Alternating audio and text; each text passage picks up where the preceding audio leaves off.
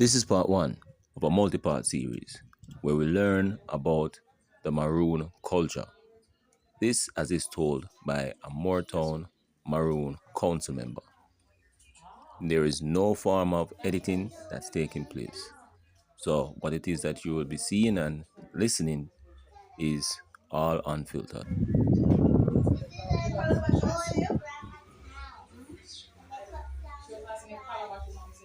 Yeah.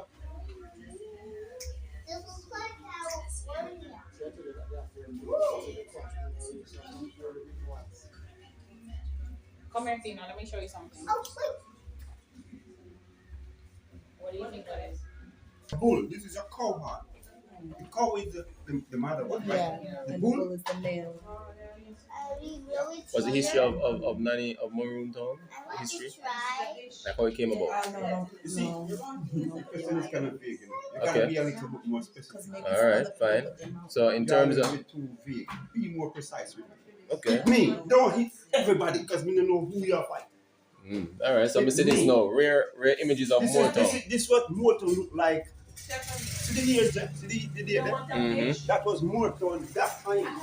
Most of these buildings you see here, maybe all of this one alone, I think. Everything is just here, so the top. Okay. Follow? You see the year? Mm-hmm. That's where things go. Falling scales, you know. Yeah, but This is a brand. This was with for like the branding. initials of the slave master. Every one of the black people get a brand. But not, this is the iron code. Yeah, but we redesign the thing and turn the thing and close iron.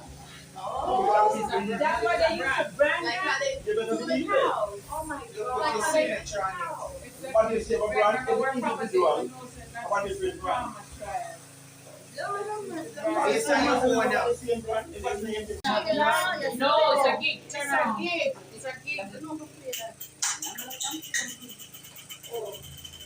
And when you do this, try and catch it back with the string. Yeah, gig. That's exactly what it does. You can catch it Wow. up with the string? No, but that's it. That's what we got to know.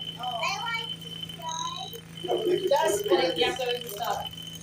It's gonna spin and spin and spin. Yo, this is long man. Yeah, I know. It's probably going to long when Man. you don't like That's like money.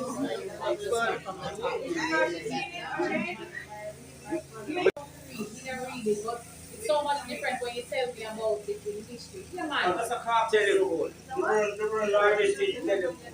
The world largest weed. This is known as the Abe.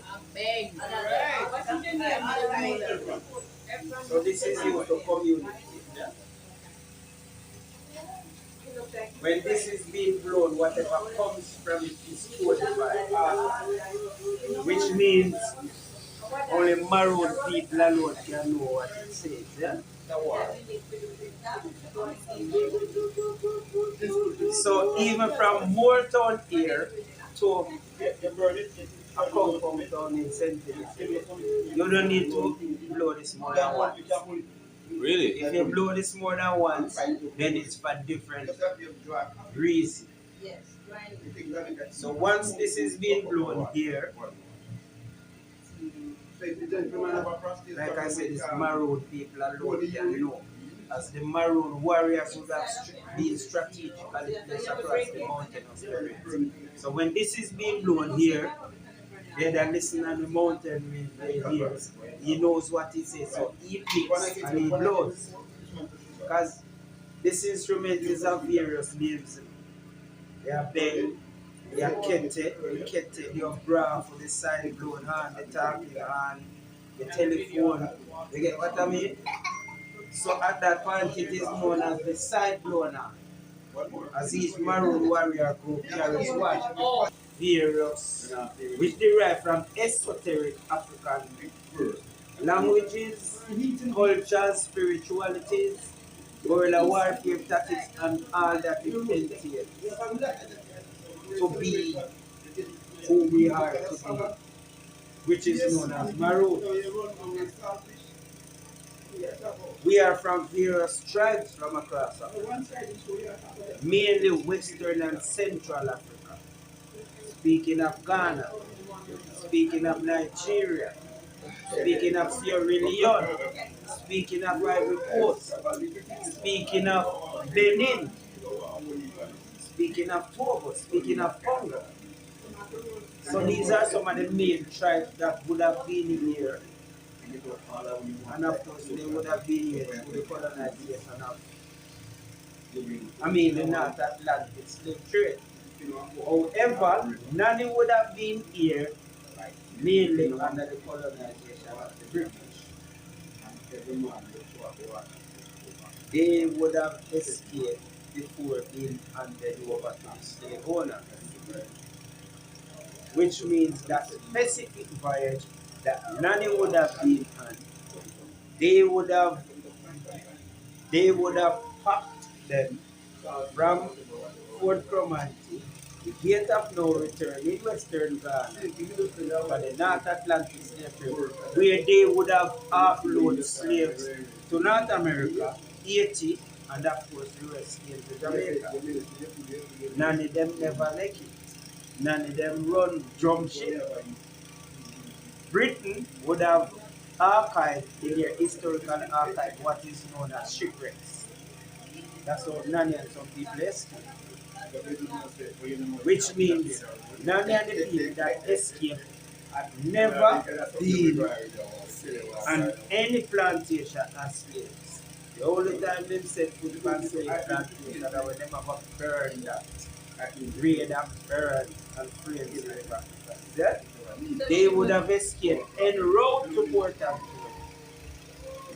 and of course, the Rio Grande, just let me finish this.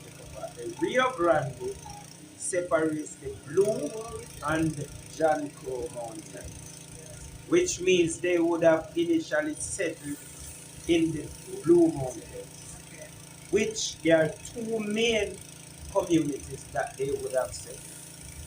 Hear any question before I move on? No, sir. Now, that first settlement would have been known as Golden Hill, mile outside of Port Antonio. Back then it was known as the Breaststroke Plains. As we speak today, it is known as Breaststroke and Golden Hill. Breaststroke patented land, then pay tax for the land there. Golden Hill is ours.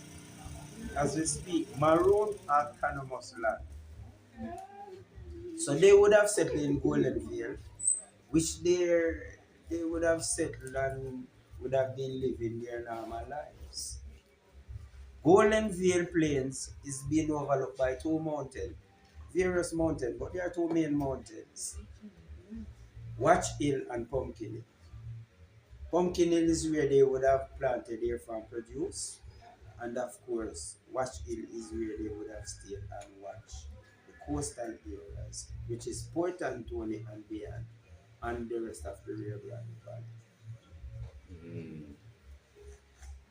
They